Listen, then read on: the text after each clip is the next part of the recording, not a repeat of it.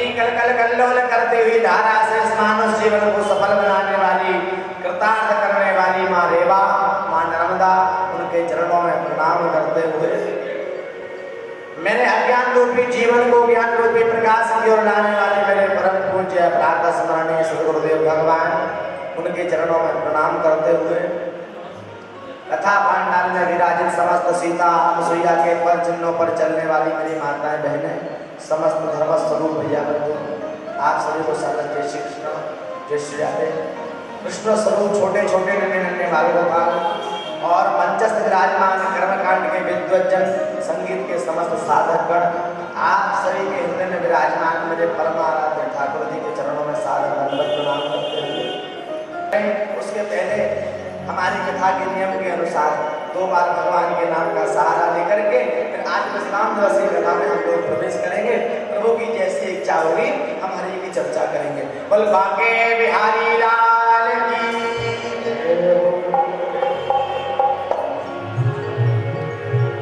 जीवन की डोर तुमसे, जीवन की डोर तुमसे बांधी है सावरे, जीवन की डोर तुमसे बांधी है सावरे, जीवन की डोर तुमसे बांधी है सावरे, जीवन की डोर तुमसे बांधी है सावरे।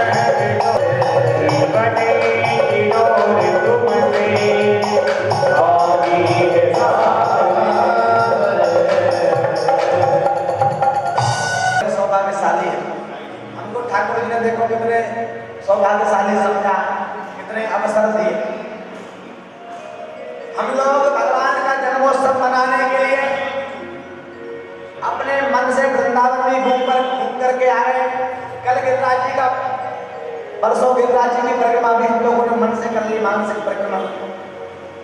और कल हम अपने मन को लेकर के द्वारिका में पहुंच गए थे भगवान के विवाह में। तो यहीं पर बैठे बैठे हमारे कितने तीर्थ हो गए भैया, इसलिए तो कहा है ब्रज को निवास प्यार का ही जगह बात है। ठाकुर जी की कथा यही सबको सिखाती है कि यहीं पर बैठे बैठे ही आपने कितने तीर्थों के दर्शन कर लिए, क्योंकि मन की गति बहुत तेज।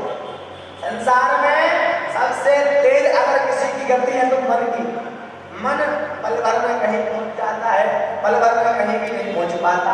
जहां चाहे पल में उस अपने मन को आप पहुंचा हैं। लेकिन ये मन बड़ा चंचल है, ये मन बड़ा चंचल है, कैसे तेरा भजन करूं प्रभु। ये मन बड़ा चंचल है, कैसे तेरा भजन करूं। हे कन्हैया जितना इसे समझाऊं, मेरे ठाकुर हम इसको जितना समझाने की कोशिश करते हैं ना, जितना इसे समझाऊं उतना ही मचलता है। हे मेरे प्रभु, इस मन को जितना समझाने की कोशिश हम करते हैं ये उतना ही मचलता जाता है। इसलिए अगर मन पे संयम चाहते हो, अगर मन पे आप अपना संयम चाहते हो तो मन को मेरे प्रभु के चरणों में लगाओ। क्यों? देखना इंद्रियों के ना घोड़े भगे, इन पे संयम के हरदम ही घोड़े पड़े। आप देखना ये मन रथ पर बैठा हुआ है, कौन से रथ पर? इंद्रियों के घोड़े शरीर रूपी रथ में लगे हुए। आंखें कुछ भी करा लेती, कुछ भी देख लेती, पर दुखी होते हैं, सुखी होते हैं साथ। कहने का तात्पर्य यही है, अपने मन को मेरे ठाकुर के चरणों में लगा लो। और जिसने मेरे ठाकुर के, मेरे कन्हैया के चरणों में अपने मन को लगाया है भैया, फिर उसका जीवन में कभी कुछ बुरा नहीं हो पाया है। ये कथा हम लोग 7 दिन से सुन रहे थे। अगर 7 दिन में हमने यहाँ से अगर एक भी चीज ग्रहण कर ली, और आप लोगों के जीवन में कितने लोग सुन रहे हैं, अगर हमारी कथा से भैया एक के जीवन में भी अगर बदलाव आ गया तो हमारा कथा कहना महाराज सफल हो गया, कथा कहना हमारा सफल हो गया। कल एक भैया हमसे यही मंच पर आकर के बोल रहे थे, पंडित जी आपने हमारी एक कथा में सबसे बड़ी समस्या दूर हो गई। मैंने पूछा भैया क्या हो गई? कहा महाराज आपको मैं पहचान तो नहीं पा रहा हूँ कि है कि नहीं है, पर वो आकर हमसे कह रहे हैं हाँ महाराज हमारी ये कथा से एक समस्या दूर हो गई। हमने कहा कैसे भैया? तो आकर के बोले महाराज मेरे यहाँ पर 2 बेटियां हैं, और आपने वो बेटी वाली कथा सुनाई ना उस दिन कि बेटियां बोझ नहीं होती हैं, बेटे भाग से होते लेकिन बेटियां सौभाग्य से होती। बोले महाराज उस दिन से मुझे लगने लगा कि मैं तो बड़ी सौभाग्यशाली हूँ कि मेरे यहाँ पर भगवान ने बेटियां दी। पहले मैं बैठी बैठी रोती थी, बड़ा दुख होता था कि भगवान ने मुझे बेटा नहीं दिया। लेकिन उस दिन से जब से मैंने कथा सुनी है, मेरे मन में आता है कि भगवान ने तो बड़ी सौभाग्यशाली हूँ कि भगवान ने मुझे बेटी दी है। तो कहने का तात्पर्य यही है भैया कि इस कथा से अगर आपके जीवन में कोई बदलाव तो आप समझ लो कि हमारा कथा कहना सफल हो गया। कितने लोग बैठे हैं अपनी माताएं, अगर एक के भी जीवन में अगर बदलाव आता है तो यहाँ से हमारी कथा सफल, आपका कराना सफल, हमारा कहना सफल था। क्योंकि ये कथा कैसी है, इसको आप सुनोगे, जीवन में उतारोगे, तभी ये कल्याणकारी हो पाएगी। कथा मेरे माधव की कल्याणकारी, कथा मेरे माधव की कल्याणकारी, मगर ये करेगी असर धीरे धीरे। ऐसा नहीं कि हमने अभी सुना और अभी से फल मिलना शुरू हो जाए, तो ऐसा कोई महाराज होता थोड़ी ना। दवाई की थोड़ी देर में असर करती, तुरंत तो करने जाते साथ। ये भगवान की कथा भी आपके जीवन में जरूर असर करेगी। आपने 7 दिन नियम से कथा सुना ठाकुर जी से प्रार्थना करूंगा जितने लोग यहाँ पर साथ में बैठ करके कथा सुन रहे थे उनके जीवन में कभी कोई दुख ना आए। भगवान खूब धन धान दे और खूब ठाकुर जी के चरणों में आपकी आसक्ति बनी रहे,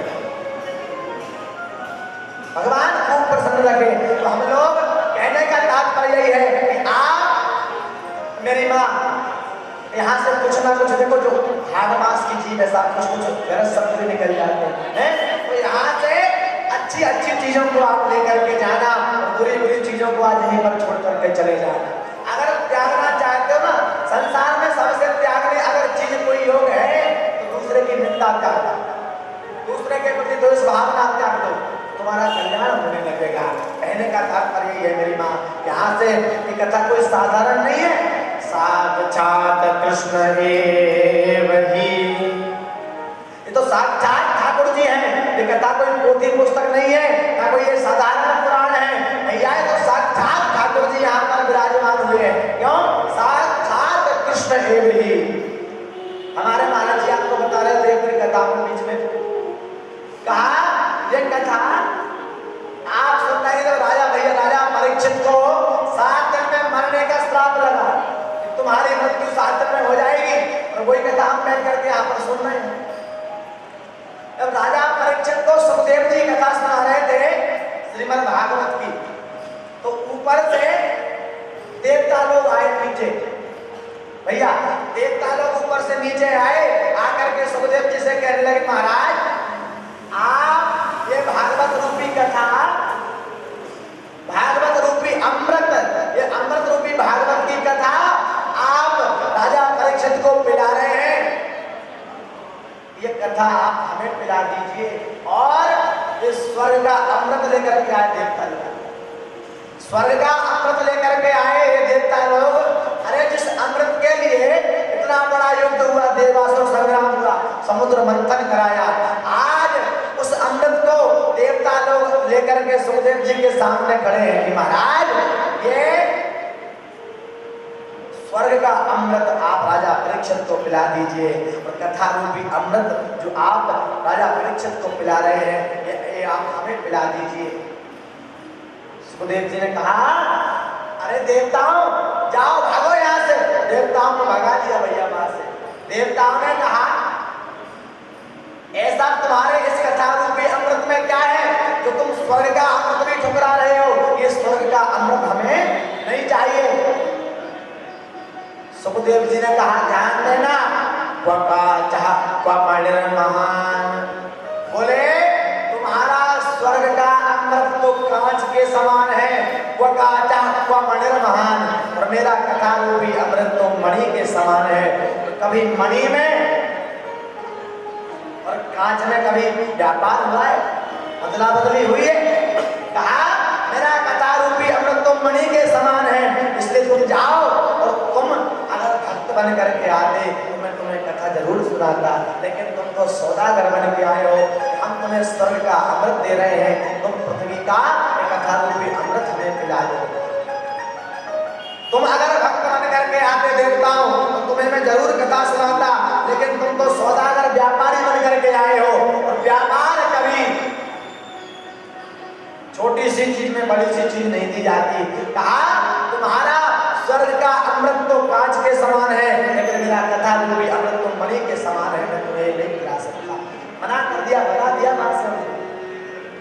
सारे देवता ब्रह्मा जी के पास में पहुंचे भैया, ब्रह्मा जी के पास में जाकर के कहने लगे ब्रह्मा जी ये सुखदेव बाबा को बड़ा अभिमान हो गया है, एक कथा रूपी अमृत इन्होंने हमें नहीं पिलाया, हमने कहा स्वर्ग का अमृत पिला दो, इन्होंने मना कर दिया। ब्रह्मा जी सुखदेव बाबा के पास पहुंचे कि सुखदेव जी इसमें ऐसा क्या है? कहा इसको आप ही देख लीजिए, आप परख कीजिए कि इसमें ऐसा क्या है। तो कहते हैं महाराज ब्रह्मा जी ने एक तराजू बुलाया, और उस तराजू पर एक तरफ सारे वेद, सारे पुराण, सारी ऋचाएं सब रख दिए तराजू के एक पलड़े पर, और एक पलड़े पर श्रीमद् भागवत को रख दिया। तो कहते हैं जब उस तराजू को उठाया गया, जिस तरफ भागवत रूपी पुराण रखा हुआ था वो पलड़ा नीचे रहा, जिस तरफ सारे पुराण रखे हुए थे वो पलड़ा ऊंचा हो गया। सब देवता झुक गए, कहते महाराज इसे सारे इस पुराण को, सारे पुराणों का महाराज तिलक बताया गया है भागवत को। सारे वेदों का, सारे पुराणों का तिलक बताया गया है श्रीमद् भागवत महापुराण। इसमें 18,000 श्लोक हैं जो आप श्रवण कर रहे हैं, 12 स्कंद हैं। ये भगवान की कथा ऐसी मंगलमयी है साहब, जो एक बार मेरे ठाकुर जी की कथा को सुन लेता है, मेरे कन्हैया उसका कल्याण जरूर करते हैं। क्यों? आपने यहाँ से कुछ भी सुन लिया, आपके काम जरूर आएगा। एक वृंदावन की सखी थी, ध्यान देना, मैं आपको बता सकता हूँ। एक वृंदावन की सखी थी, रोज मथुरा में दही बेचने, मक्खन बेचने आया करती थी। रोज उसका काम था कि दही मक्खन बेचने मथुरा आया करती थी। अब बीच में पड़ती है यमुना जी। अब वो सखी रोज आवे, नाव से उतर करके यमुना जी के इस पार उस पार आवे, तो किराया लगे। एक दिन की बात है, वो सखी जो मथुरा दही मक्खन बेचने आती थी साहब, उसने क्या किया, उसका दही मक्खन जल्दी बिक गया। तो मथुरा में कथा हो रही थी भागवत की एक जगह भागवत की कथा हो रही थी मथुरा में। वो सखी बैठ गई, बैठ करके पूरी कथा सुनी। और कथा सुन के जब शाम को आने लगी तो कथा में पंडित जी कह रहे थे कि भगवान का नाम क्या करता है, कलियुग केवल नाम आधारा और सुमिर सुमिर नर उतरे पारा। पंडित जी कथा में बोल रहे थे कि कलयुग में भगवान का नाम लेते रहो, संसार सागर से पार हो जाओगे। अब ये भोली भाली सखी थी, इसके मन में ये बात बैठ गई। ध्यान देना भैया, इसके मन में ये बात बैठ गई कि भगवान का नाम संसार सागर से पार करा देता है। अब ये कथा सुन के इसके मन में ऐसी लगन लग गई कि ये तो साहब दधी बेचने जाती थी, ये क्या करे, दधी बेचे तो दधी को नाम बिसर गई ग्वालिन, दधी को नाम बिसर गई ग्वालिन। वो तो हरि लो बोले रे, कोई श्याम मनोहर बोले रे। दधी बेचने जाती थी तो दधी लो तो भूल गई, हरि लो बोले रे। ऐसी लगन लग गई थी और उसे विश्वास हुआ कि भगवान का नाम संसार सागर से पार करा देता है। अब भोली भाली सखी थी, एक दिन मन में विचार आया, यमुना जी के पास में पहुंची और ध्यान में आया कि पंडित जी कह रहे थे कि भगवान का नाम संसार सागर से पार करा देता है। यमुना जी के किनारे पर खड़ी होकर के विचार कर रही है, संसार सागर तो कितना बड़ा होता होगा और यमुना जी तो कितनी छोटी सी है। जब मैं भगवान का नाम लेकर के व्यक्ति संसार सागर से पार हो सकता है, तो ये यमुना जी क्या चीज। मैं रोज यमुना में पैसे देकर के नाव में बैठ करके आती हूँ, क्यों ना भगवान के नाम का सहारा लेकर ही पार हो जाऊं यमुना जी को। विश्वासो फलदायक, पूरा विश्वास था उन्हें, भोली भाली थी, विश्वास हुआ। भगवान का नाम लेकर के और यमुना में जो पहला पैर रखा, महाराज भगवान ने उसे डूबने नहीं दिया। जल के ऊपर चलते चलते वो सखी पार हो गई, क्योंकि भोली भाली थी और मन में एक बात बिठा ली थी कि भगवान का नाम जब उस संसार सागर से पार करा देता है तो ये यमुना जी क्या चीज है। उसको विश्वास हुआ तो यमुना जी के पार हो गई, ऊपर चलते चलते जल में डूबी नहीं। अब तो उसे बड़ा आनंद आने लगा, रोज 10-20 रुपए नाव में देना पड़ता था, अब तो बड़ा आनंद हो गया। भगवान के नाम का सहारा लेकर के और जल के ऊपर चलते चलते आ जाती थी, मक्खन बेच के दही बेच के चली जाती थी। एक दिन विचार आया मन में कि देखो जिन पंडित जी ने हमें ये उपाय बताया, जिन्होंने कथा सुनाई, मंत्र दिया, उसका और पंडित जी का हमें निमंत्रण करना चाहिए, वो हमारे गुरु बन गए। क्यों? अरे उन्होंने कितना फायदा करा दिया हमारा, रोज किराया लगता था वो किराया नहीं लग रहा है। तो एक काम करना चाहिए हमें कि हमें हमारे गुरु जी का निमंत्रण करना चाहिए। वो पंडित जी का पता पूछते पूछते वो पंडित जी के घर में पहुंच गई। पंडित जी से कहा, महाराज आपने जो कथा सुनाई उससे मेरा बड़ा फायदा होने लगा। पंडित जी ने बोला, बेटा कैसा फायदा होने लगा? बोले अब तो मैं यमुना जी पार हो जाती हूँ। पंडित जी ने सोचा कोई भक्त है भगवान, क्योंकि भगवान के भक्त बड़े भोले भाले होते साथ। संसार के लोग उन्हें पागल कहते हैं, तो संसार की नजरों में पागल होता है, भगवान की नजरों में भगवान का भक्त ही दिखता है।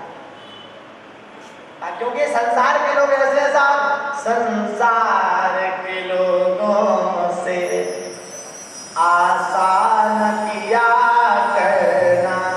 तुम संसार के लोगों से आशा मत रखना, आशा रखना है तो मेरे कन्हैया से रखना। आज उस गोपी को पूरा विश्वास हुआ तो यमुना जी पार होने लगे। आप और हम पीछे क्यों रह जाते हैं भैया? हमें विश्वास नहीं होता भैया। हम भगवान का काम करते तो हैं लेकिन विश्वास से नहीं कर पाते। जहाँ विश्वास नहीं है ना साहब, आप कितने बड़े पूजन कर लेना, कोई फल नहीं मिलना। विश्वास हो फलदायक का, विश्वास होना बहुत जरूरी है। जहाँ विश्वास होता है वहां पर पूरा फल मिलता है। और कहा आज उस ग्वालियर ने पंडित जी का निमंत्रण किया। आज पंडित जी ग्वालियर के साथ में चलने लगे। कहा महाराज चलो हमारे घर में भोजन करने के लिए। अब ग्वालियर ने पंडित जी का हाथ पकड़ा और चली अपने घर में साथ में लेकर के निमंत्रण में भोजन कराने के लिए। अब जहां से नाव मिलती थी उस घाट पे ग्वालियर नहीं गई। ध्यान देना, जहां से नाव मिला करती थी ग्वालियर पंडित जी का हाथ पकड़े पकड़े। अब पंडित जी कहे, क्यों सखी ये नाव तो वहां ऊपर वाले घाट से मिलती है, ये कहां पर ले जा रही है? बोले पंडित जी हमने अलग व्यवस्था कर रखी है यमुना जी पार करने। अब नीचे वाले घाट पे पहुंची भैया, तो पंडित जी बोले नाव कहाँ है? नाव थोड़ी ना होते पंडित जी पार। आप ही तो कह रहे थे कथा में, कलियुग केवल नाम आधारा और सुमिर सुमिर नर उतरे पार। भगवान का नाम और सागर से पार कर देता है। ये यमुना जी क्या चीज है? चलो महाराज, अब पंडित जी का हाथ पकड़ा, ग्वालियर यमुना मैया में घुसी। तो ग्वालियर को तो विश्वास था लेकिन पंडित जी कथा बोलते जरूर थे लेकिन पंडित जी को विश्वास नहीं था ऐसा होगा कि नहीं होगा। आजकल होता सा, हम यहाँ से बड़े बड़े ज्ञान की बातें करें, पता चले कि हम ही तो काम नहीं करते तो कैसे काम चलेगा? अब महाराज पंडित जी का हाथ पकड़ करके ग्वालियर यमुना जी में प्रवेश करी तो ग्वालियर तो ऊपर हो गई जल के और पंडित जी डूबने लगे, क्योंकि पंडित जी को विश्वास नहीं था, पूरा केवल कथा सुनाते थे। अब पंडित जी कहें, अरे ग्वालियर छोड़ दे पता नहीं बह जाऊंगा। घुटने घुटने पानी में पंडित जी डूब गए। ग्वालियर हाथ पकड़ करके और अंदर ले गई तो पंडित जी कमर डूबे और अब तो पंडित जी के गले गले तक पानी आ गया। ग्वालियर हाथ पकड़ करके खींचते जा रही, जल में लेते जा रही है। क्यों? अब ग्वालियर कहे, पंडित जी आप ही तो कहते थे कि भगवान का नाम संसार सागर से पार करा देता है, अब आप डूब क्यों रहे हो?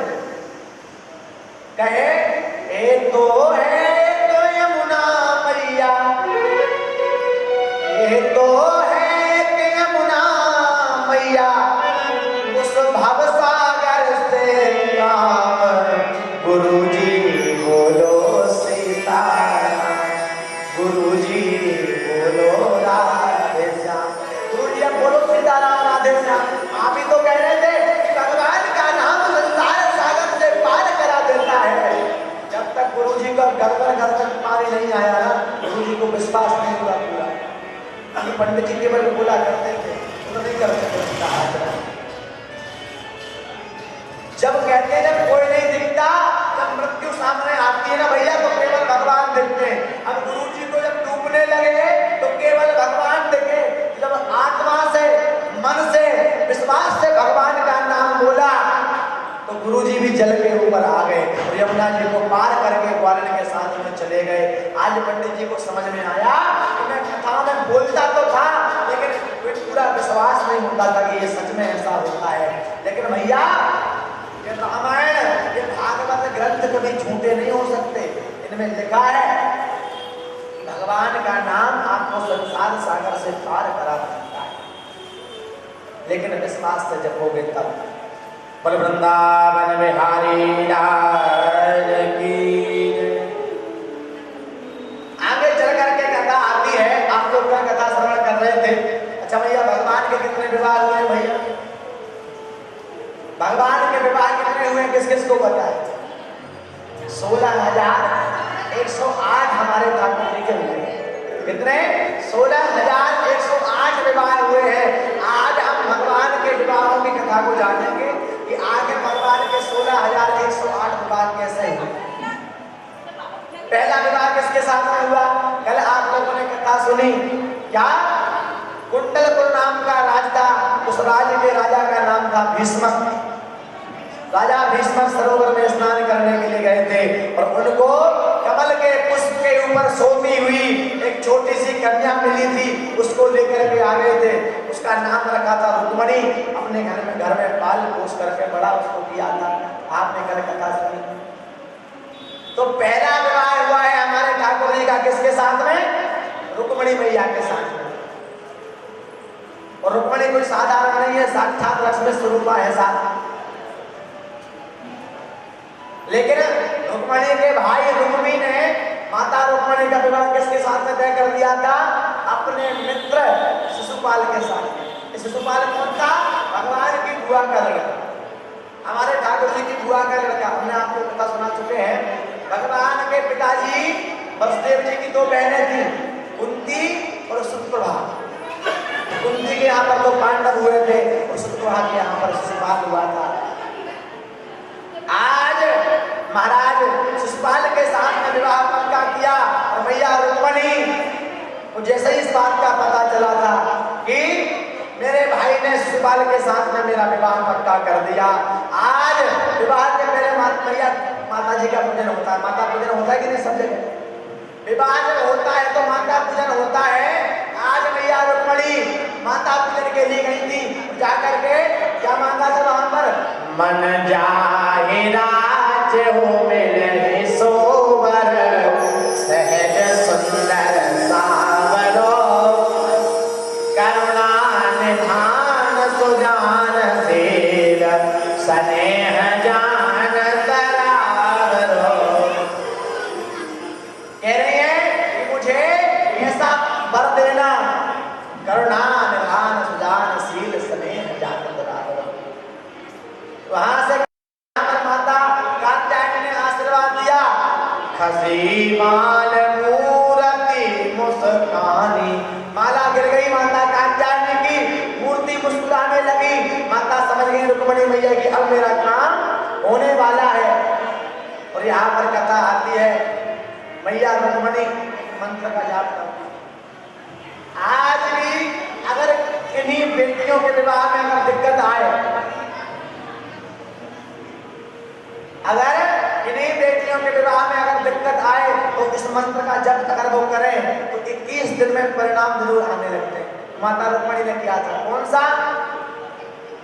कात्यायनी महामाये महायोगिन्यधीश्वरी, नंद गोप सुतम देहि पतिम में कुरुते नमः। इस मंत्र का जाप अगर जिसके विवाह में जिस बेटी के विवाह में दिक्कत आ रही हो, विवाह में विलंब हो रहा हो, तो इस मंत्र का जाप करें। कौन सा? कात्यायनी महामाये महायोगिन्यधीश्वरी, नंद गोप सुतम देहि पतिम में कुरुते नमः। इस मंत्र का जाप अगर 21 दिन तक जिसके विवाह में दिक्कत आ रही हो, एक माला प्रतिदिन करें तो जल्दी ही परिणाम मिलना शुरू हो जाता है। यहाँ पर रुक्मणी मैया ने किया और महाराज भगवान द्वारकाधीश को अपने पति के रूप में पा लिया था। हम लोग कल कथा नहीं सुन पाए थे विस्तार पूर्वक है कि भगवान का नाम रणछोड़ कैसे पड़ा। भगवान का नाम रणछोड़ कैसे पड़ा था? आप लोग कल कथा सुन रहे थे कि जब भगवान ने कंस को मारा, हमारे ठाकुर जी ने जब कंस को मारा तो भैया कंस की दो पत्नियां थी, ध्यान देना, कंस की दो पत्नी थी, एक का नाम था अस्थि, दूसरी का नाम था प्राप्ति। क्या क्या नाम था? एक का नाम था अस्थि, दूसरी का नाम था प्राप्ति। अब इनको पता चला कि भगवान द्वारिका के राजा ने मेरे पति कंस को मार दिया। जब कंस मर गया, कंस का वध हो गया, तो कहते हैं अस्थि और प्राप्ति दोनों भैया अपने पिता जरासंध के यहाँ पर गई। ध्यान दीजिएगा, थोड़ा बात करने को जीवन बना भैया, थोड़ी सी शांति बना रखे तो कथा सुनने में कहने में आनंद आता है। महाराज कंस का जब वध हुआ तो कंस की दो पत्नियां थी, अस्थि और प्राप्ति, ये दोनों अपने पिता के पास में पहुंची। इनके पिता का नाम था जरासंध। ध्यान देना, भगवान का नाम गण छोड़ कैसे पड़ा था। दोनों जरासंध के पास में पहुंची और हर व्यक्ति के ये पास में दो चीजें होती, अस्थि और प्राप्ति। कैसे? अस्थि मतलब ये सब है, ये सब है, और ये सब प्राप्ति का मतलब ये सब मेरा है। संसार में जो भी है वो सब मेरा है, हमें चाहिए, और इसीलिए तो हम दुखी होते रहते हैं। संसार में सब कुछ है, लेकिन प्रभु से ऐसी प्रार्थना करना, हे प्रभु इतना दीजिए, हे प्रभु इतना दीजिए, जामे कुटुंब समाए और मैं भी भूखा ना रहूं, साधु न भूखा जाए। हमें ज्यादा भी नहीं चाहिए भगवान, लेकिन इतना जरूर देना कि हमारे घर से कभी कोई व्यक्ति खाली हाथ लौट करके ना जाए, हम उसकी आशाओं को पूरा कर सकें। हमारे घर में हमारी संतानें कैसी पैदा हो? दाता पैदा हो। दाता मतलब देने वाले पैदा हो। भगवान कभी कोई मांगने वाला हमारे घर में पैदा ना हो, सब दाता देने वाले पैदा होते रहे। क्योंकि संसार का नियम है भैया, 4 वेद 6 शास्त्र में, 4 वेद 6 शास्त्र में बात लिखी है दो, क्या? सुख दीने सुख होते हैं और दुख दीने दुख होते। अगर तुम दूसरे को सुख दोगे तो भगवान तुम्हें भी सुख देंगे, और तुम दूसरे व्यक्ति को दुख दोगे तो हमारे प्रभु आपको भी दुख ही देंगे। आज जब कंस का वध हुआ, दोनों पत्नियां पहुंची जरासंध के पास में। यहाँ पर कहते हैं, कथा आती है, जरासंध ने 17 बार मथुरा पर आक्रमण किया। भगवान ने कंस को मारा, अपने नाना जी को, अपने माता पिता को, सबको कारागार से छुड़ाया था। और कहते हैं कंस के ससुर ने, जरासंध ने यहाँ पर 17 बार मथुरा के ऊपर आक्रमण किया भैया, 17 बार, लेकिन भगवान से हार जाता था। हर बार भगवान बलराम जी से, मेरे ठाकुर जी से हार जाता था। अब 18वीं बार में इसने क्या किया? ब्राह्मणों की सेना लेकर के आया, साथ में सारे ब्राह्मण बालकों की सेना में भर्ती कर लिया। और जब भगवान इस दरबार में आया, मथुरा पर आक्रमण किया, हमारे ठाकुर जी ने देखा आज तो जरासंध ब्राह्मणों की सेना लेकर के आया है। और भैया हमारे भगवान का अवतार किस लिए हुआ है? विप्रधेनु सुरसंत हित लीन मनुज अवतार। ब्राह्मणों की रक्षा के लिए, गौ की रक्षा के लिए हमारे ठाकुर जी अवतार लेते हैं। और आज देखा कि जरासंध तो ब्राह्मणों की सेना लेकर के आ रहा है। कहा बलराम भैया, मैं ब्राह्मणों की सेना पर प्रहार नहीं करूंगा। तो बलराम जी के मैंने कन्हैया पर करेगा क्या, कि हम तो रण छोड़ करके भागेंगे। बलराम जी गुस्सा करने लगे, तुम्हें शर्म नहीं आती कन्हैया? पूरा संसार तुम्हें रण छोड़ कहेगा, रण छोड़ नाम से जानेगा। लेकिन कहा हमारे ठाकुर जी मुस्कुरा करके बोले, भैया ये सारे दुनिया वाले माखन चोर तो कहते ही हैं, माखन चोर तो ये लोग सारे संसार वाले कहते ही हैं। अब रण छोड़ और कहने लगेंगे तो हमें कोई दिक्कत नहीं है। रण छोड़ भगवान की,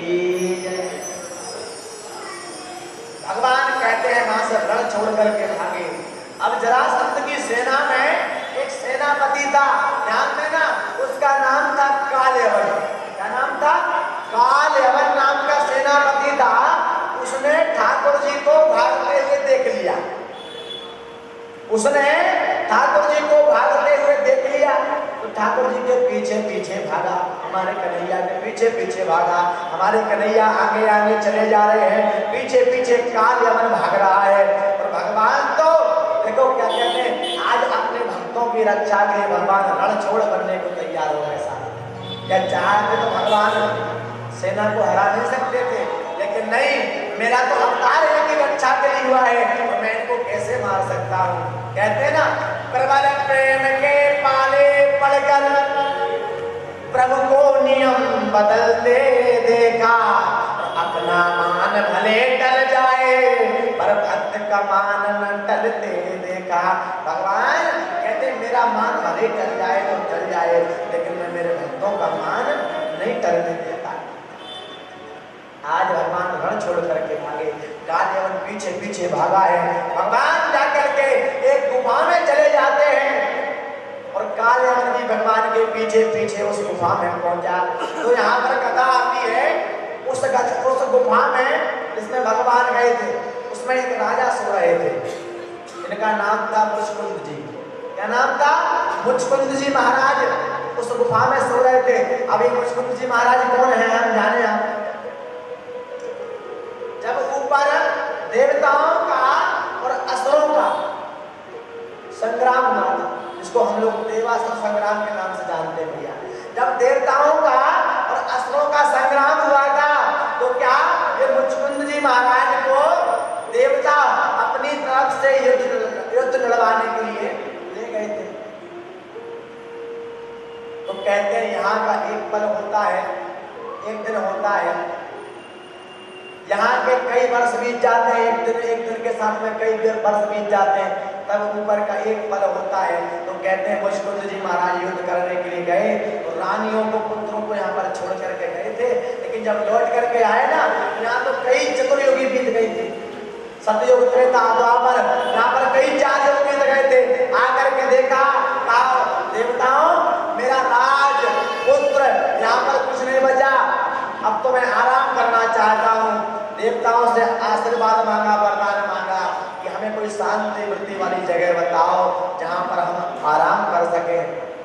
देवताओं ने उन मुचकुंद जी महाराज को इस गुफा में सुला दिया था, जहाँ पर आज भगवान इस गुफा में चले गए हैं। और इनको वरदान दिया था कि जो व्यक्ति तुम्हारी निद्रा को तोड़ेगा, सबसे पहले आकर के तुम्हें जगाएगा, उसका वो जल करके भस्म हो जाएगा। इन्हें वरदान था कि तुम जागोगे और सबसे पहली दृष्टि तुम्हारी जिसके ऊपर पड़ेगी वो जल करके भस्म हो जाएगा। आज मेरे ठाकुर जी ने क्या किया? जरासंध का सेनापति कालयवन पीछे पीछे भाग रहा था, भगवान ने अपना पीताम्बर छोड़ा और मुचकुंद जी को ऊपर उड़ा करके और जाकर के कोने में हमारे ठाकुर जी बैठे गए। अब कालयवन आया, पीताम्बर ओढ़े हुए मुचकुंद जी को देखा तो उनको ही भगवान समझा। पहले तो मुक्के का प्रहार किया मुष्टिक का, फिर पैर से प्रहार किया। मुचकुंद जी की निद्रा टूटी। जैसे ही पहली दृष्टि कालयवन के ऊपर पड़ी, कालयवन जल करके भस्म हो गया। रण छोड़ भगवान की जय। आज कहते हैं भगवान ने द्वारिका की रचना कब करवाई? जरासंध के डर से रातों रात विश्वकर्मा जी को आज्ञा दी कि समुद्र के बीचों बीच एक सुंदर नगरी का निर्माण करो। विश्वकर्मा जी ने रातों रात सुंदर नगरी का निर्माण किया और कहते हैं यहाँ पर भगवान द्वारिका में जाकर के रहने लगे। उस नगरी का नाम रखा द्वारिका, और द्वारिका के भगवान राजा बन करके रहने लगे थे। किसके डर से? कंस के ससुर जरासंध के डर से। और ये जरासंध का वध कैसे हुआ हम आगे चल करके कथा में अभी सुनेंगे। इसलिए कहे और द्वारिकाधीश भगवान की जय। द्वारिका नाथ मारो राजा रण छोड़ दे। आज भगवान द्वारिका के राजा बने हैं और द्वारिका के राजा बनने के बाद में सबसे पहला विवाह किसके साथ में किया? आप लोग कथा सुन चुके हैं। कुंडलपुर के राजा भीष्मक की कन्या रुक्मणी के साथ में। रुक्मणी विठ्ठल भगवान की जय। क्योंकि रुक्मणी जी के साथ में विवाह क्यों किया? क्योंकि रुक्मणी जी कहती थी, हे कन्हैया, मैंने केवल तुमको पति मान रखा है, मेरी लगी श्याम संग प्रीत, दुनिया क्या जाने, मेरी लगी श्याम संग प्रीत, दुनिया क्या जाने, मेरी लगी श्याम संग प्रीत, दुनिया क्या जाने, क्या जाने कोई क्या जाने,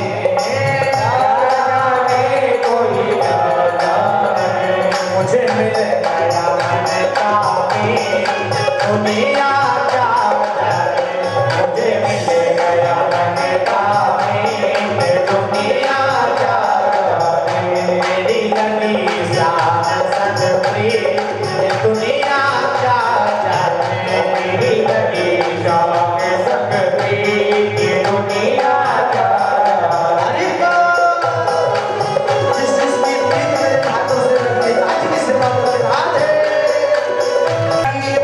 श्याम की जब से छवि लगी मन श्याम की जब से, छवि लगी मन श्याम की जब से, छवि लगी मन श्याम की जब से, भई बावली में तो तब से, भई बावली में तो तब से, बांधी प्रेम की डोर मोहन से, बांधी प्रेम की डोर मोहन से, ताला तोड़ा मैंने जग से, ताला तोड़ा मैंने जग से, कन्हैया एक ऐसी पागल प्रेम,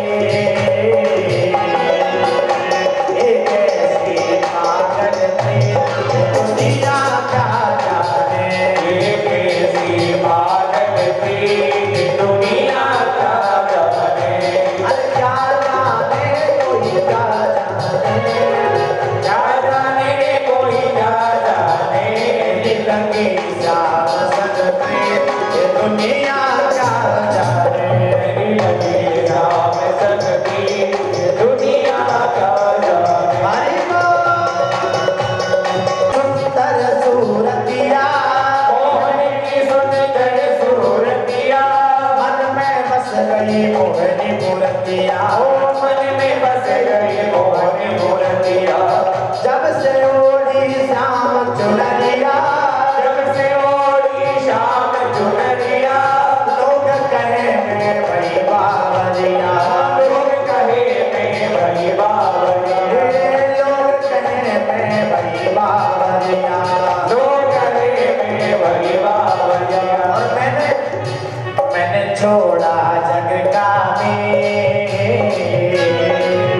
मैंने छोड़ा जग का मेल, दुनिया क्या जाने, मैंने छोड़ा जग का मेल, दुनिया क्या जाने, क्या जाने कोई क्या जाने, क्या जाने कोई क्या जाने, अरे क्या जाने कोई क्या जाने, वो क्या जाने कोई क्या जाने, मेरी लगी श्याम संग प्रीत, दुनिया क्या जाने, लगी श्याम संग प्रीत, दुनिया क्या जाने। हरि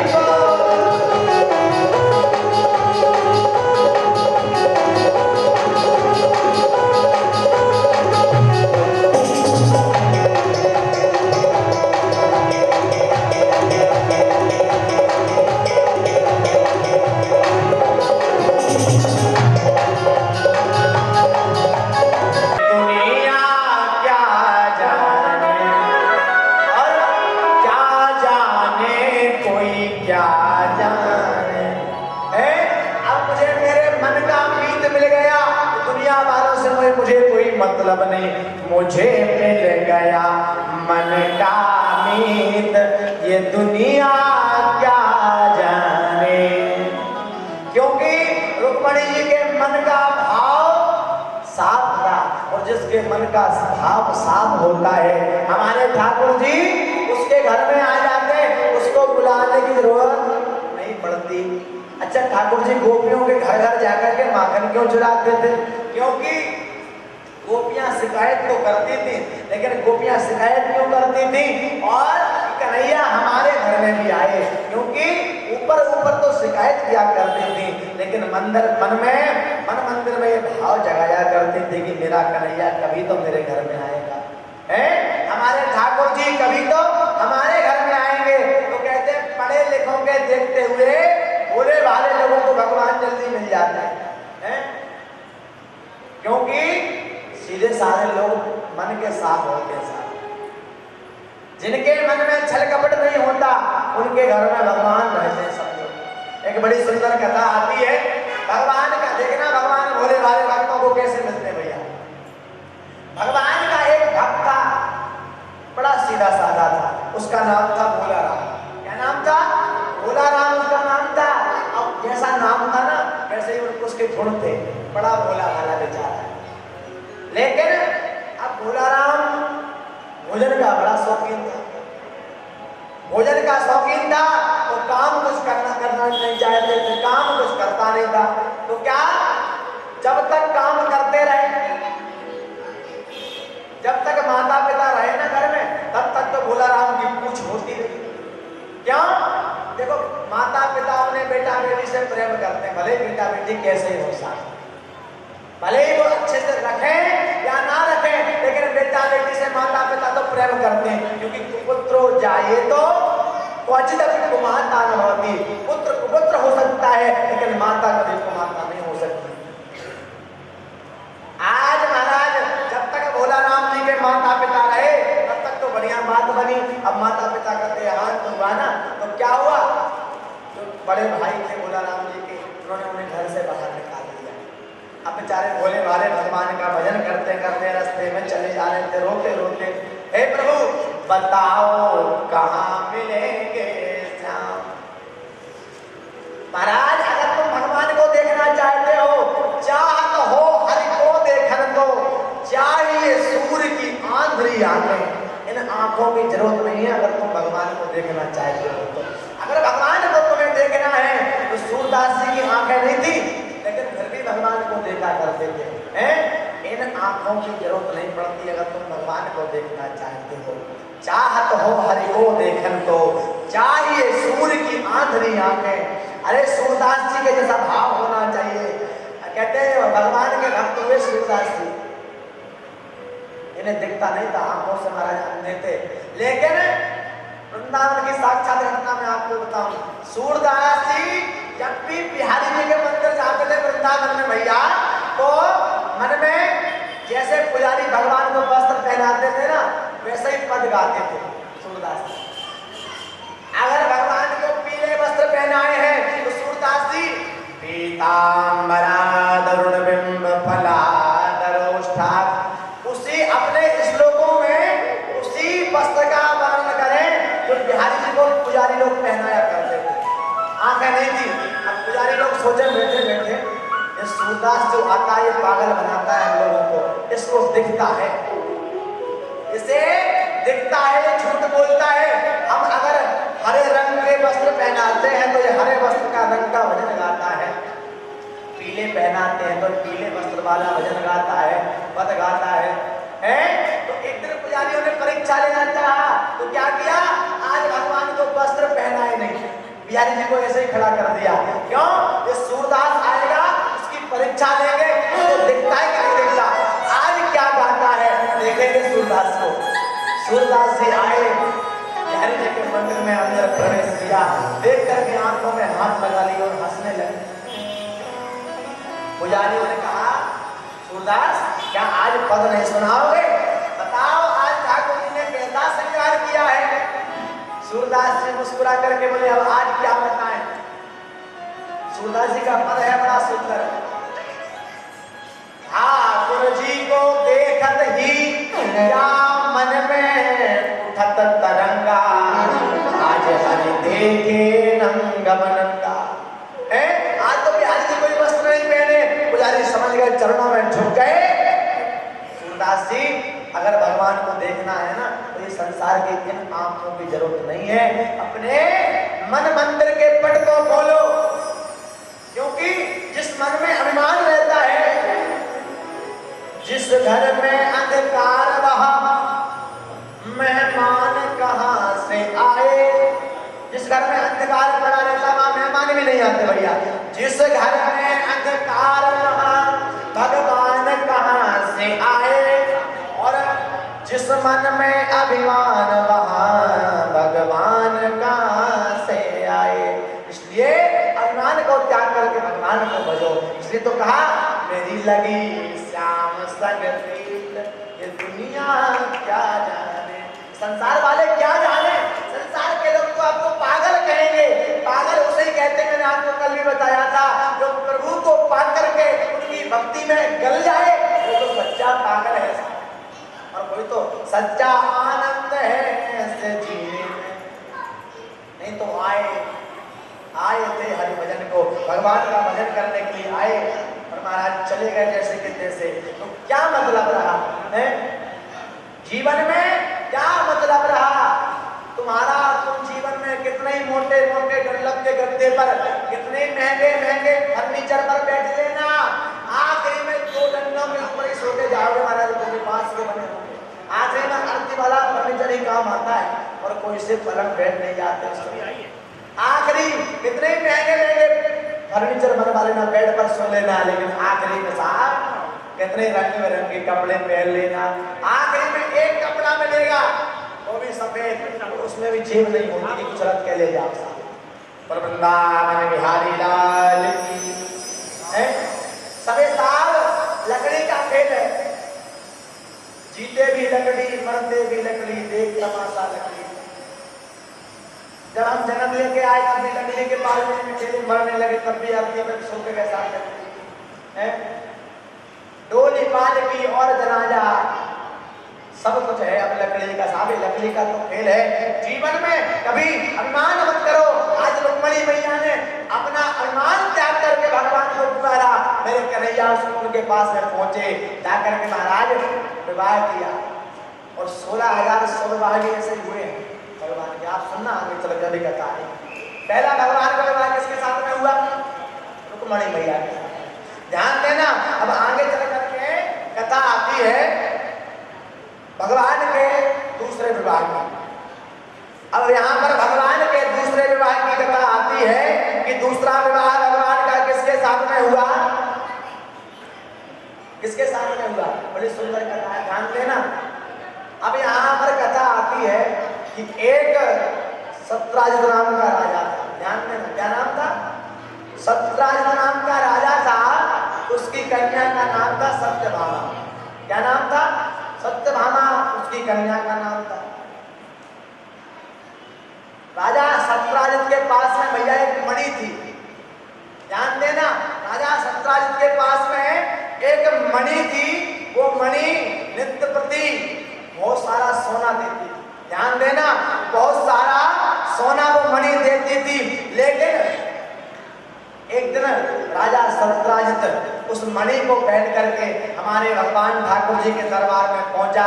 जब ठाकुर जी के दरबार में पहुंचा तो दरबार में जो लोग बैठे थे उन्होंने सत्राजित से कहा कि महाराज ये मणि जो आपने अपने गले में पहन रखी है ये किसे दे दीजिए? हमारे भगवान ठाकुर जी को दे दीजिए। सत्राजित ने मना कर दिया, मैंने हमें मणि नहीं दे सकते। मन में छल था, नहीं दे सकते, मना कर दिया।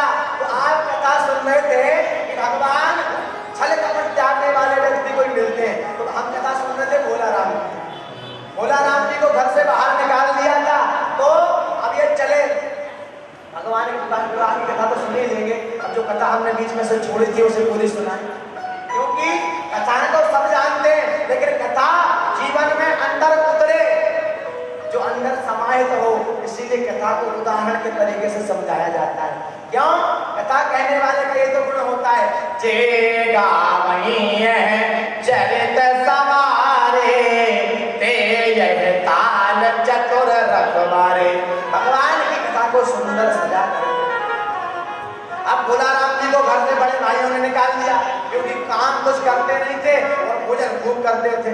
अब इनको घर से बाहर निकाला तो भोलाराम जी चले। अब भोलाराम जी घर से निकले तो एक संत जी का आश्रम दिखा। एक संत जी बड़े पेट वाले बढ़िया मोटे ताजे संत जी बैठे थे आश्रम के बाहर। अब ये भोजन के शौकीन व्यक्ति थे भैया, संत जी को देखा तो संत जी के पास में पहुंच गए, बोले महाराज जी हमें आपका चेला बना लीजिएगा। क्यों? हमें घर से निकाल दिया है, ऐसी ऐसी बात है, हम आपका चेला बनना चाहते हैं, आप हमारे गुरु बन जाइए। और कहते हैं गुरु बिन भवन निधि तरह न कोई, और जो बिरंच शंकर सम होई। अच्छा, यहाँ पर जितनी माताएं बैठी हैं, गुरु किस किसने बनाया? देखो, जिसके जीवन में गुरु नहीं होता वो अधूरा है उसका जीवन। हमारे वेदों में यहाँ तक बताया गया है कि जब तक आपने जीवन में गुरु नहीं बनाया, आप भजन पूजन करते ना, तो भी पूरा भगवान को नहीं लगता है। क्यों कहा? गुरु बिन भवन निधि तरह न कोई, और जो बिरंच शंकर सम होई। यहाँ पर बताया गया है कि तुमने अगर जीवन में गुरु नहीं बनाया, तुम शंकर जी के बराबर के क्यों ना हो, तुम संसार सागर से तर नहीं सकते। जीवन में गुरु का होना बहुत जरूरी है। जीवन में गुरु होना क्यों चाहिए? हम उदाहरण से समझे, ध्यान देना मेरी बात। आपका जीवन एक नाव की भांति, संसार क्या है? संसार एक सागर है, और आपका जीवन एक नाव की तरह संसार सागर में पड़ा हुआ है। अब ध्यान देना, सागर भी है और नाव भी है, तो क्या हम संसार सागर से पार हो सकते हैं? नाव पार हो पाएगी? नहीं होगी। क्यों? इधर से हवा आएगी तो नाव उधर चली जाएगी, उधर से हवा आएगी तो नाव इधर चली जाएगी। क्यों? क्योंकि उसमें कोई चलाने वाला नहीं बैठा। तो जिसके जीवन में गुरु नहीं होते ना, व्यक्ति भी ऐसे ही होता है। कैसा? किसी ने कह दिया कि शिव जी को मानो तो शिव जी को पूजने लगे।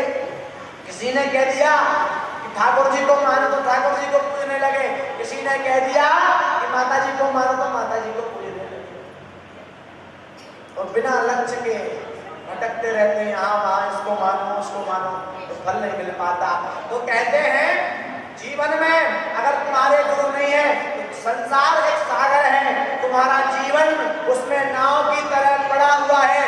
अब तुम संसार सागर से अपनी जीवन रूपी नाव को पार कैसे ले जा पाओगे? जब उस नाव में गुरु रूपी खेवैया बिठा लोगे। और गुरु रूपी खेवैया तुम अपने जीवन की नाव में बिठा लोगे तो गुरु रूपी खेवैया क्या करेगा?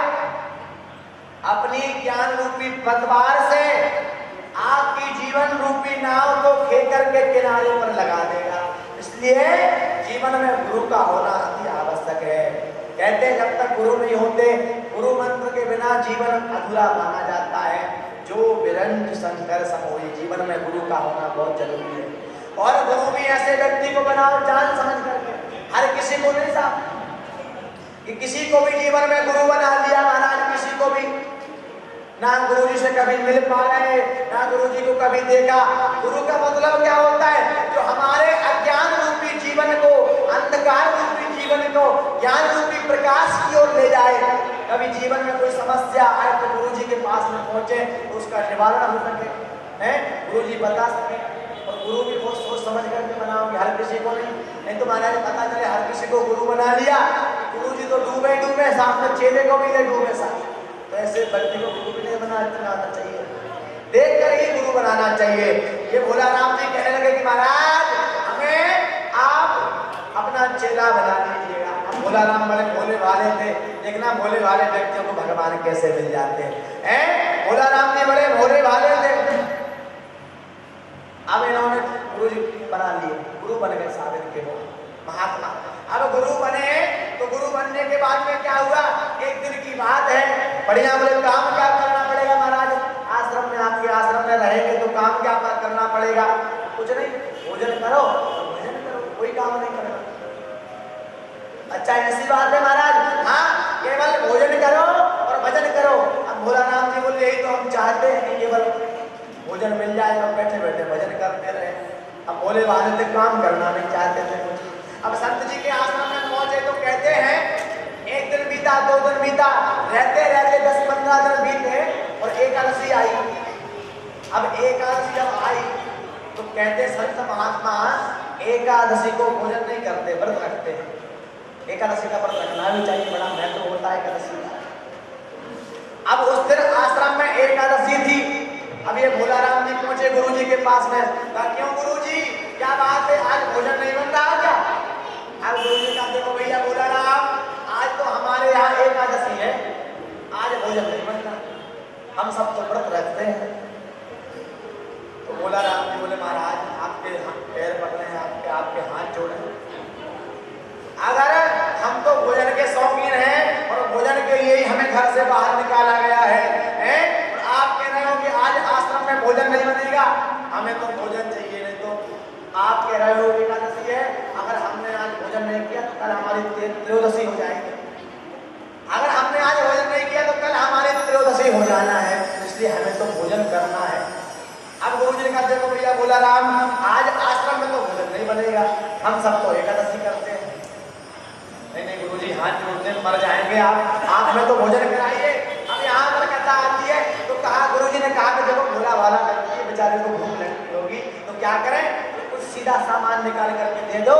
तो थोड़ा सा आटा, शक्कर, तेल, नमक सब भोलाराम जी को दे दिया।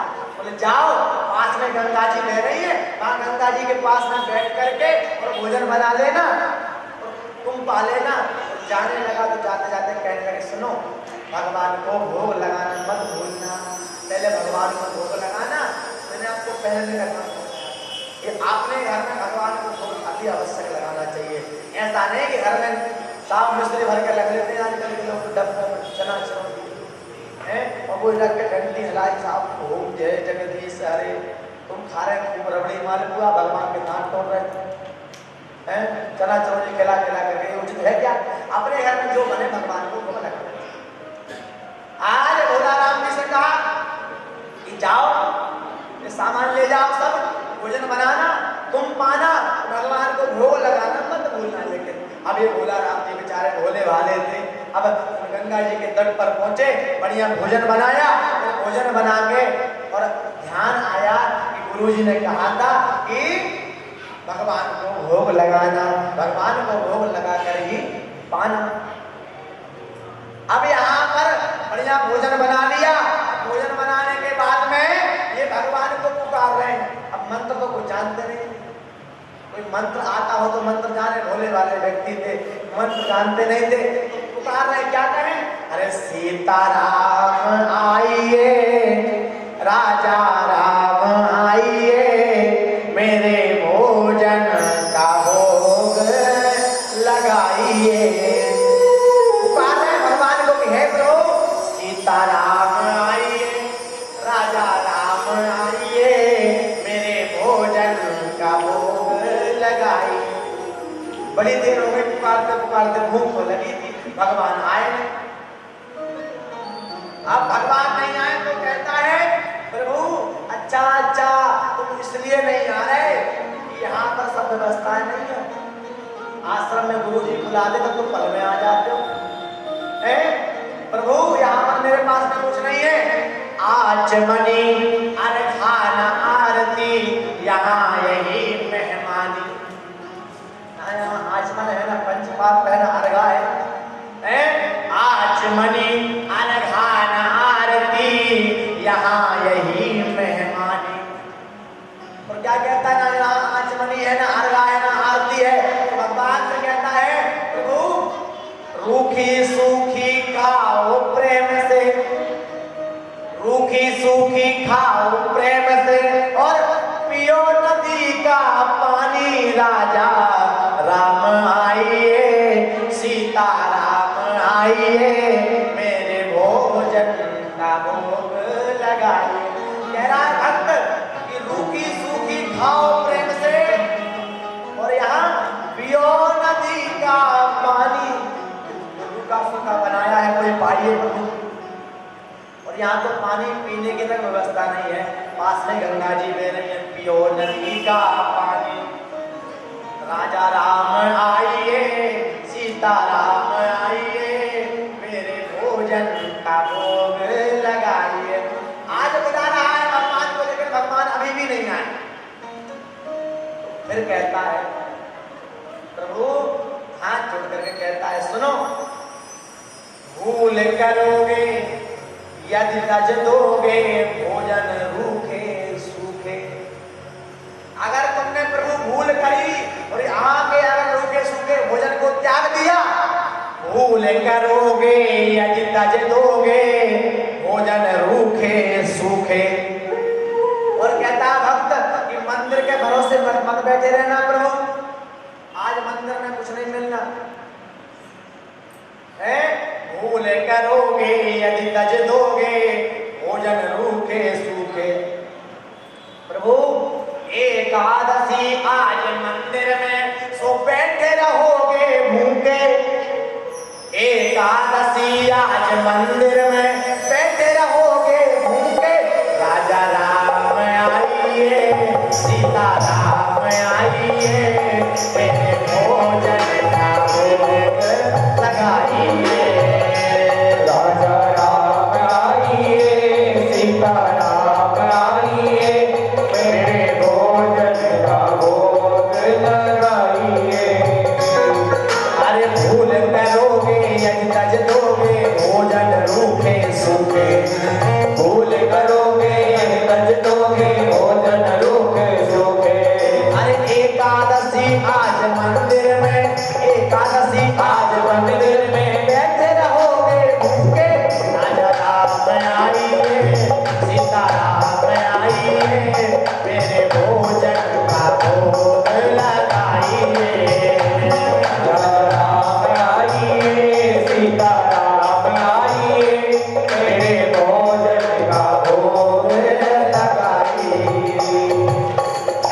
और भगवान ने जब सुना एकादशी आज मंदिर में सो बैठे रहोगे भूखे। हमारे ठाकुर जी ने इतनी बात सुनी कि मेरा भक्त कह रहा है, तो भगवान हंसने लगे। और अब तो भगवान से रहा नहीं गया, तो भगवान उस भक्त के पास में पहुंच गए। भगवान वहां पर प्रकट हो गए। अब जो भोला राम जी थे उन्होंने देखा, अब भगवान अकेले नहीं आए। भगवान कैसे आए? नीलांबुजस्या मलकोमलांगम और सीता समारो भाग। हमारे राम जी साथ में सीता जी को लेकर के आए। अभी भोला राम ने देखा, प्रभु हमारे गुरु जी तो कहते थे कि एक व्यक्ति को बुलाना भोजन भोग लगाना भगवान, अब दो व्यक्तियों के भोजन की सामग्री लेकर के आया था, अब तो आप लोग ही आ गए। अब रोटियों की तरफ देखे और भगवान की तरफ देखे, ठीक है वो क्या करें, आगे तो खाओ। अब क्या कर सकते हैं, आगे तो खाओ। अब राम जी को सीता जी को दोनों को बिठाया, भोजन बनवाया। राम जी और सीता जी ने एक व्यक्ति का भोजन का भोग लगाने में पूरा चला गया। भगवान ने पा करके और बोले हाँ भैया बढ़िया रहा भोजन। कहे प्रभु आपका तो बढ़िया रहा, हमारा क्या हुआ, हमें तो कुछ मिल नहीं पाया। अब भगवान जाने लगे, जाते जाते कहने लगा प्रभु सुनो, इस बार तो बहुत देर में आए, अगली बार जब बुलाऊंगा ना थोड़ा जल्दी आ जाना।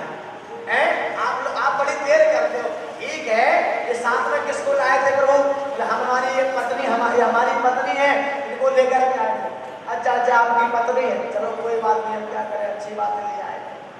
अब गए भगवान वहां से। अब महाराज आश्रम में आया, आश्रम में आकर के कहते कुछ दिन व्यतीत हुए, दूसरी एकादशी आई फिर से।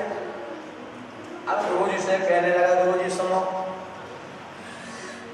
आपने तो कहा था कि एक व्यक्ति का भोजन बनाना, भगवान को भोग लगाना और पा लेना, वो तो दो व्यक्ति तो कोई आते हैं, जिनको हम बुलाते हैं वो दो ही व्यक्ति आते हैं। अब गुरुजी सोचे कि हो सकता है भूखा रह जाता होगा, इसलिए बोल रहा है कि दो व्यक्ति आते हैं, भगवान कभी आ रहे हैं, क्योंकि गुरुजी क्या है जरूर थे लेकिन विश्वास नहीं होता था भगवान। अब गुरुजी को लगे कि हो सकता है भूखा रह गया होगा, इसलिए ये कह रहा है। गुरुजी ने शिष्यों से कहा कि थोड़ा सा ज्यादा, पिछली बार 1 किलो दिया था कांटा, इस बार 2 किलो निकाल करके दे दो, भूखा रह जाता होगा इसलिए ऐसा बोल रहा है। अब महाराज भोला राम जी बढ़िया फिर से पूरा सूखा सामान लेकर के चले, गंगा जी के तट पर पहुंचे, बढ़िया फिर भगवान को बुलाने लगे, कैसे? सीताराम आइए, राजा राम आइए, मेरे भोजन का भोग लगाइए।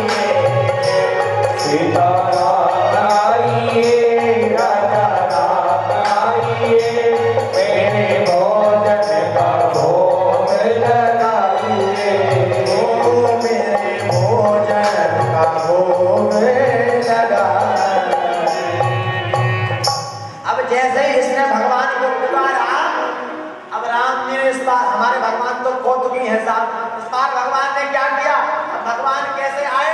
तो भगवान राम बाण दिस जानकी और लखन दाहिनी। अब राम जी सीता जी दोनों नहीं आए, कैसे आए? राम बाण दिस जानकी और लखन दाहिनी। और पहले 2 व्यक्ति आए थे, 3 व्यक्ति का भोजन लेकर के आया था इस बार। अब हमारे राम जी लक्ष्मण जी को और साथ में लेकर के आ गए। अब भोला राम ने देखा कि प्रभु, अब रोटी की तरफ देखे और भगवान की तरफ देखे, तीनों की तरफ। प्रभु पिछली बार तो 2 व्यक्ति आए थे, तीसरा व्यक्ति इस बार कौन लेकर के आए? इसको लेकर के आए। भगवान ने कहा ये हमारे छोटे भ्राता है, छोटे वाले भाई हैं, इनका नाम लक्ष्मण है। हाथ जोड़ करके भोला राम बोला, प्रभु एक बात बताना, बुरा ना मानो तो एक बात कहो। राम जी बोले, कहो भोला राम, इसमें बुरा मानने वाली क्या बात है? कहा प्रभु हमने भोग लगाने का ठेका आपका ले रखा है कि आपके पूरे खानदान का? हमने भोग लगाने का ठेका आपका ले रखा है कि आपके पूरे खानदान का? कभी पत्नी को लेकर के आते हो, कभी भाई को लेकर के आते हो, और इस बार तो कहने लगा एक बात बताओ प्रभु, इस साथ में जो आए वो तुम्हारे सगे भाई हैं? राम जी ने कहा हाँ हाँ बिल्कुल सगे भाई हैं। कहा देखने में तो लगते नहीं है, तुम तो श्याम वर्ण के हो और ये तो गौर वर्ण के हैं, ये गोरे हैं तुम काले हो। लगे पगे कोई दूर के भाई हम तो लेकर के नहीं आते, नहीं नहीं ये हमारे सगे भाई हैं। अब ठीक है ले आए तो कोई बात नहीं। इस बार भोला राम ने फिर तीनों को भोजन कराया, राम लक्ष्मण जानकी। अब तीनों ने भोजन किया और तीनों भोजन करके और जाने लगे।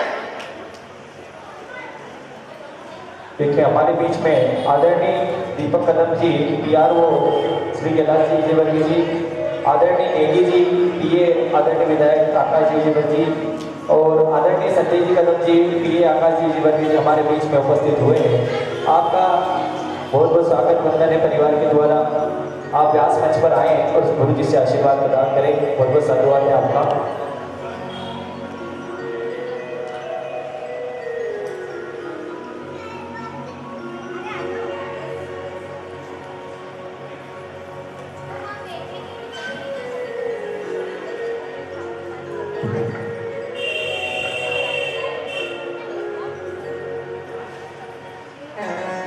वृंदावन बिहारी लाल की जय। हमारे बीच में जो भी हमारे अतिथि लोग पधारे हैं, आपका बहुत बहुत स्वागत है, बहुत बहुत अभिनंदन है। बाकी बिहारी लाल जी की कृपा आपके ऊपर सदैव बनी रहे और इसी प्रकार ठाकुर जी आपको जन कल्याण के, मानव कल्याण के कार्यों में लगाता रहे। प्रभु आपको खूब शक्ति प्रदान करें, खूब प्रगति प्रदान करें, खूब उन्नति प्रदान करें, जिससे आप मानव कल्याण के कार्यों में इसी प्रकार लगे रहें। व्यासपीठ की ओर से आपको बहुत बहुत साधुवाद, बहुत बहुत आशीर्वाद। वृंदावन धाम की जय। राम बाम दिस जानकी लखन दाहिनी। अब तो इस बात 3 आ गए तो भोला राम बोला कि प्रभु हमने आपके पूरे खानदान का ठेका नहीं ले रखा भोग लगाने का है। आप तो गुरु जी कहते एक व्यक्ति आएगा, आप तो पहले 2 आए कोई बात नहीं, अब तो 3 आने लगे। प्रभु देखेंगे आखिर करता क्या है, सामान बेचता तो नहीं है, ये सामान बेचता होगा कि इतना भोजन नहीं कर सकता एक व्यक्ति। अब गुरु जी पीछे पीछे आए, भैया आगे आगे चले। अब क्या किया, भोला राम ने बढ़िया भोजन बनाया और भोजन बना के मेरे ठाकुर जी को पुकार रहा है। फिर से क्या, राजा राम आइए, सीता राम आइए, राजा राम आइए, सीता राम आइए, मेरे भोजन का भोग लगाइए।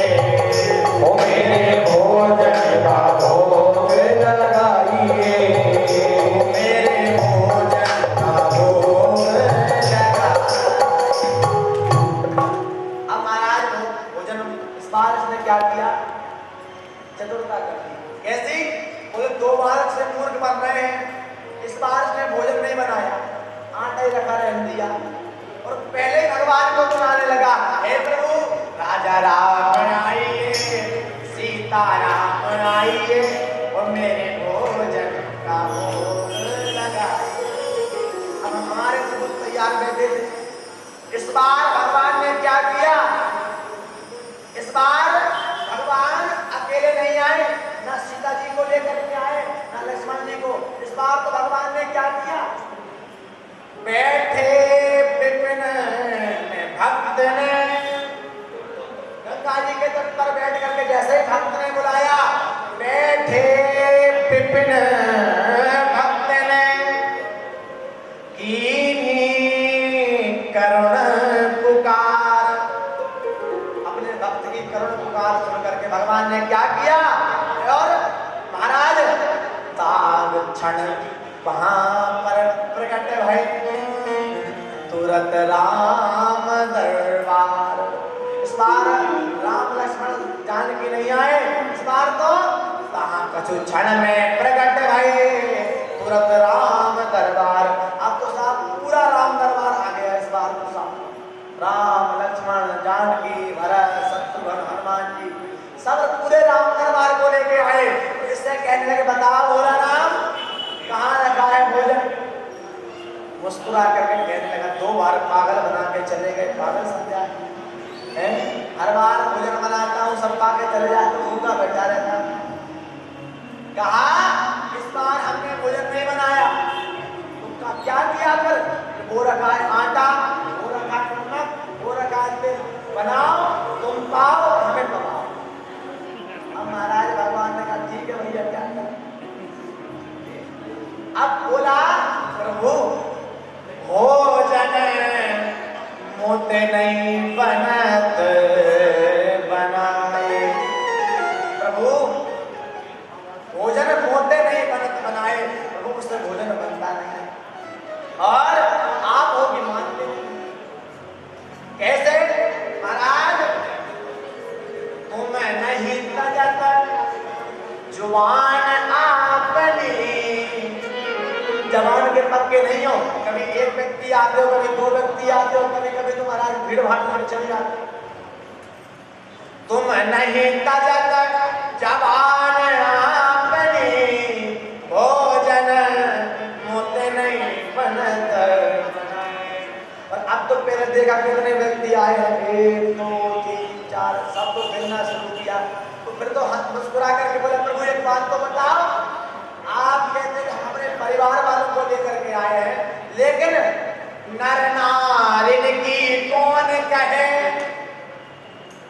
नर नारिन की कौन कहे? तुम तो बंदरा ले आए, तुम तो बंदर भी लेके आए हो साथ में। नर नारिन की कौन कहे? तुम बंदरा भी ले आए, भोजन मोते नहीं बनत बनाए। हनुमान जी की तरफ देख करके बोला, ये तुम्हारे परिवार की है? नर नारियों की कौन कहे? तुम पशु जानवर को भी ले लेकर के चले आ रहे हो, भोला भाला व्यक्ति साथ वो क्या जाए? जब यहाँ पर महाराज भगत के बस में भगवान कहते हैं, महाराज यहाँ पर भगवान ने अब खुदा राम तो बैठ गए, बढ़िया आसन लगा तुम बनाओ, हम अब आज तो बैठ करके पाएंगे। अब यहाँ पर क्या होता है? श्री भरत जी भंडारे बनाने लगे। भरत जी भंडारा बनाने में लग गए। सबको अपने अपने काम बांट दिए खुदा राम ने कि भरत जी तुम भंडारा बनाओ। और चुन के लकड़ी लखन लाल लाने लगे। लक्ष्मण जी से कहता कि तुम लकड़ी लेकर के आओ। और आगे महाराज हनुमान जी को क्या काम दिया? बोले ये बानर बहुत उछल कूद करता है, इसको क्या काम दिया भोला राम जी ने कि तुम अपनी पूंछ से पोंछा लगाओ, यहाँ भोजन बनेगा। और पोंछा चौका में हनुमत लगाने लगे। पोंछा चौका में लगाने लगे। और छोटे वाले भाई शत्रुघ्न जी को क्या काम बांटा है? शत्रुघ्न साग भाजी अमनिया कराने लगे। अमनिया मतलब होता है काटना। हमारे संस्कृत भाषा में अमनिया कहते हैं। संत महात्मा लोग होते ना, हम जब विद्यालय में पढ़ते थे भैया, और हमारे यहाँ गुरुजी आते थे इलाहाबाद से। इसको आजकल तो प्रयागराज के नाम से जानने लगे सब। हमारा पुनः गौरव वापस लौट रहा है। तो अगर हमने बोल दिया कि गुरुजी सब्जी काट लें, तो वहीं से जमीन फेंक करके मारते थे साहब। तो काटना क्या होता है? काटा काय को जाता है? काटते पीटते तो दूसरे लोग हैं जो उल्टी सीधी चीजें खाते हैं। साग भाजी को अमनिया करना बोला करो। शत्रुघ्न जी क्या कर रहे हैं? साग भाजी अमनिया कराने लगे। श्री भरत जी बनाने लगे। तो कहते हैं ये सारी घटना गुरुजी बैठे बैठे देख रहे थे पीछे। अब गुरुजी ने देखा कि बताओ हम तपस्या कर करके मर गए, दिन भर भजन करते हैं, लेकिन भगवान हमें हमारे विचार का कभी प्रकट नहीं हुए। तो यहाँ पर गुरुजी के मन में विचार आया कि केवल ज्ञान ही सब कुछ नहीं होता, ज्ञान के साथ साथ भाव भी होना चाहिए। आज महाराज जा करके गुरुजी ने भोला राम जी के चरण पकड़ लिए। कहा आज तक तो मैंने सुना था कि एक गुरु अपने शिष्य को भगवान से मिलाता है, लेकिन आज एक भोले भाले शिष्य ने एक गुरु को भगवान से मिला दिया। तो इस कथा को कहने का तात्पर्य भगवान को कभी छल कपट से मत बनना, कभी बुद्धि मत बताना कि हम बड़े होशियार हैं, बड़े बुद्धि वाले हैं। भगवान को छल कपट दिखाओगे ना, भगवान तुम्हारी तरफ देखेंगे भी नहीं। भगवान ऐसे व्यक्ति को देखना तक पसंद नहीं करते महाराज। भगवान से कहते कि हे प्रभु मुरली वाले, ओ मुरली वाले, कहा प्रभु परिवार मेरा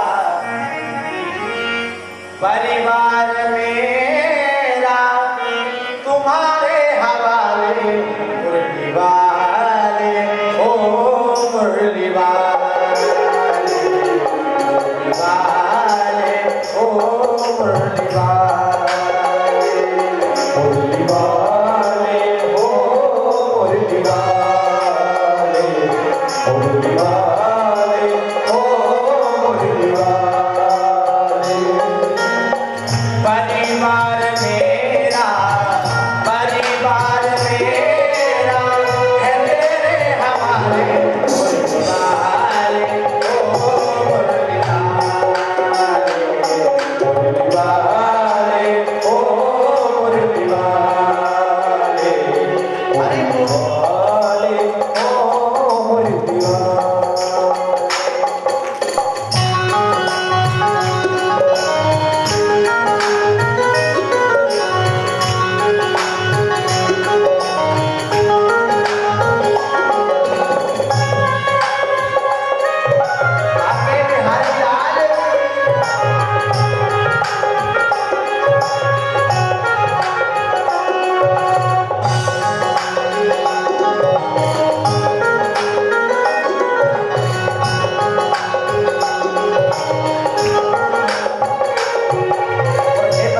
मेरी आपसे एक ही प्रार्थना है कन्हैया, चलना साथ साथ बाबा मेरी राहों में।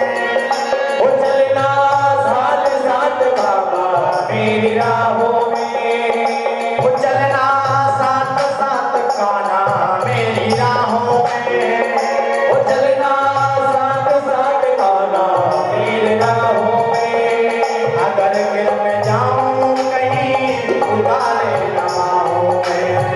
अगर गिर में जाऊं कहीं उठा लेना बाहों में। अगर गिर में जाऊं कहीं उठा लेना बाहों में। अगर गिर में जाऊं